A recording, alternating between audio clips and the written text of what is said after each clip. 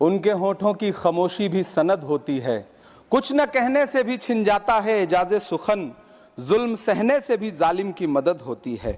सभापति महोदय, मैं राष्ट्रपति के अभिभाषण पे अपने बात रखने के लिए खड़ा हुआ हूं।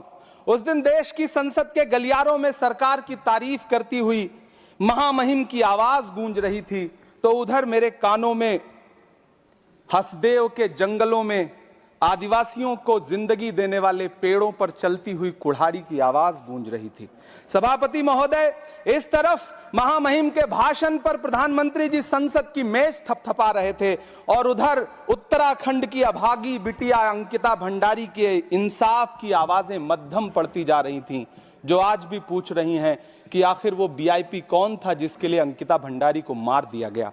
सभापति महोदय, इधर महामहिम सामाजिक न्याय की बात कर रही थीं और उधर उत्तराखंड के कोटद्वार में नफरती लोगों के खिलाफ एक बुजुर्ग को बचाने के लिए खड़ा हुआ दीपक, जो मोहब्बतों की रोशनी लेके खड़ा हुआ था, उसके खिलाफ कोटद्वार की पुलिस गंभीर धाराओं में एफआईआर दर्ज कर रही थी। और वो भी उस दिन हो रहा था जब उत्तराखंड के मुख्यमंत्री कोटद्वार में मौजूद थे।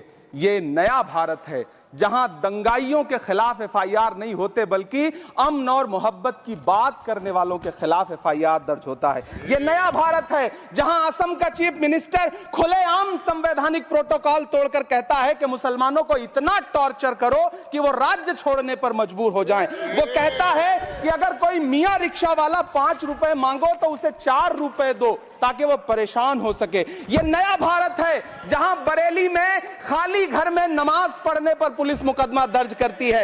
ये नया भारत है जहां क्रिसमस की तैयारी करते हुए ईसाइयों पर सरकार मुकदमा दर्ज करती है। ये नया भारत है जहां जम्मू कश्मीर में नीट का एग्जाम क्वालिफाई करने वाले 50 बच्चों में अगर 42 मुसलमान होते हैं तो फिर मेडिकल कॉलेज की मान्यता ही रद्द होती है और जश्न मनाया जाता